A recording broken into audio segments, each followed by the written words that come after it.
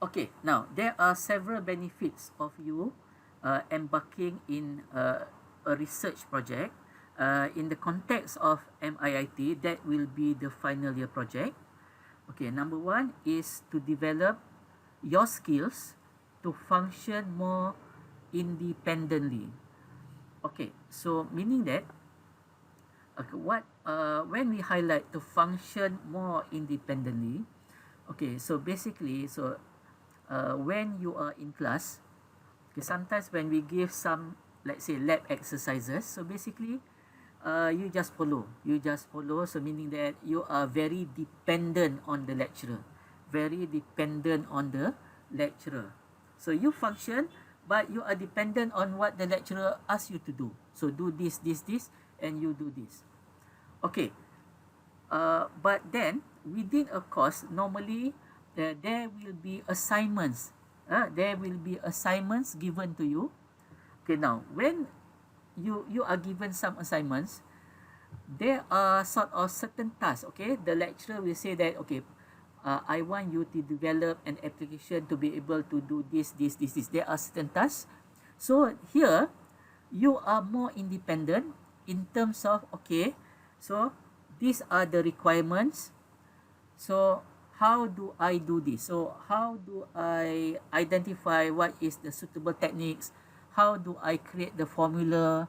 How do I display the information on the website, for example? So you are more independent compared to the initial lab exercise.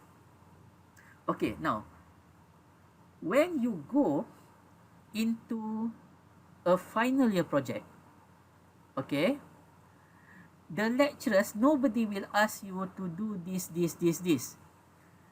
What they will say to you is that, okay, for the final year project, you have to find a title yourself, meaning that the problem or the task is not given to you.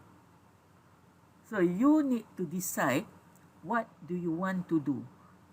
What is the things that I want to do this research? What problem do I want to solve? Okay, now the only thing that we will decide is that whether this problem that you will suggest is suitable for the level of final year project BSE.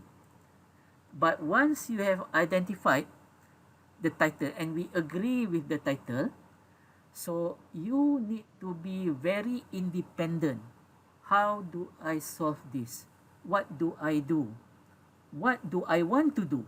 So basically, this is the first purpose of research project, so that you can function more independently. So this is independence. Okay, I will cover everything here, and I will open for questions later on. Okay, the second part is the opportunity to put classroom knowledge into practice. For example, sometimes, okay, you learn about certain things. Okay, you learn about certain things, but apart from some small application that you learn in the lab and so on, but that particular knowledge has not been actually practiced, applied in a real thing. Okay, for example, let's say that I'm not sure whether you learn about this. Okay, let's say you have API. You know what API? Okay, this is application, okay, programming interface. So meaning that this API, okay, so you may learn theoretically in classroom and small application, but for you to put in real practice, so doing a research project is one of the opportunities for you to actually implement this. Okay, really try this. For example, let's say that you learn about, okay, biometrics. Okay, perhaps you learn that theoretically. Okay, but in a research project, how do I incorporate biometrics in my application? For example, to scan the retina of the eye, or perhaps fingerprint scanning or voice activation and so on. So this is the opportunity for you to put the classroom knowledge into practice. So this is the second benefit.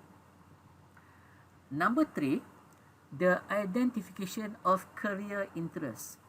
Okay, now career interests, sometimes, because we are all aware that software engineering is a very wide area. Okay, for example, sometimes if we ask students, what do you want to do actually when you, after you graduate, so what do you want to be? Okay, by doing research project, okay, this can help for you to identify what you are interested in. Some students may be interested in mobile applications. Okay, some are interested in more towards let's say embedded systems, IoT, in biometrics, and so on. Okay, so basically this will actually help you to focus on your interest. Okay, and when you focus on your interest, meaning that you go deeper in this particular area. So this is one benefit of the research project. Okay, number 4, the building of mentor relationships between lecturers and students. Okay, so normally when you embark in the research project FYP, okay, there will be a mentor relationship, meaning that a student will have a supervisor.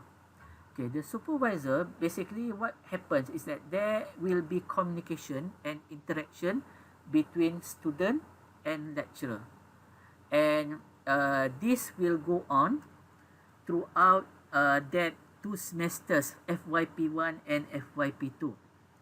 And for some of the students, the lecturers can also be someone that recommends you when for a job. For example, I have been recommending my students, okay, because in the CV resume they ask, okay, who do I contact, who do you contact if you want to ask about the students.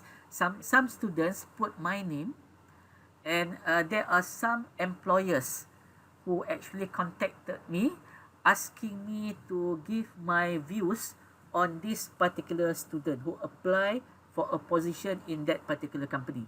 So the mentor relationship, not just during the final year project, but it can also extend beyond your studies in MIT. Okay, that is mentor relationship. Okay, the stimulation that comes with critical thinking. Okay, when you do research, you need to think critically, meaning that sometimes you have to think out of the box. Okay, now the stimulation sometimes, okay, now this is depends on people. Some people are excited when you do lots of critical thinking, but some students hate critical thinking. Why? Because they don't like to think. They like to, everything is like, okay, tell us what to do. I don't want to think on my own. Please, the lecturer, please give me a title. So that is, you don't think critically. Okay? Okay, and sometimes you participate to this new discoveries.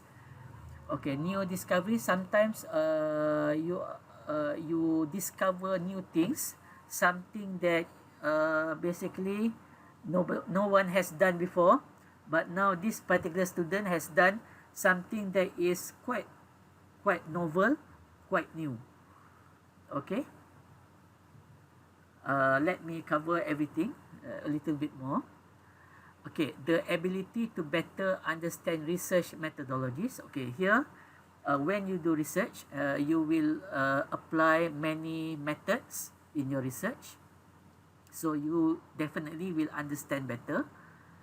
Okay, you stimulate your creativity. So creativity, this is something that you must be able to create something that does not exist or something that is different. So this is creativity. Okay, now the increased likelihood of acceptance into graduate school. Okay, now this is, okay, basically in Malaysia, normally there's no problem for you to go into graduate school. Graduate school means that this is like a this is uh, postgrad, a master's level. For some of you may be interested to go into a master's level degree. So in Malaysia, no problem for you to go to graduate school. Okay, but in many countries, okay, for example, I give you example in Australia. Okay, in Australia, for a bachelor's degree, normal bachelor's degree, okay, actually normally a bachelor's degree is 3 years. 3 years. Okay, so basically for these 3 years, they have a bachelor but without honors, no honors, just bachelor, and they do not cover research. So basically the purpose of this bachelor is when you go out, you just work into the industry or the workplace. Okay, for those who wants to continue for the masters, normally they will need to add to take additional 1 year, whereby they learn research and they have to embark in a research project similar to the final year project. Additional 1 year, so only then they will be considered to actually continue their studies in a graduate school or at the master's level. So this in Australia, but in Malaysia, it is not a problem actually. Okay. Okay, of course, you will earn academic credit. FYP1 is 4 credits and FYP2 is 6 credits, total 10 credits. There is intellectual activity.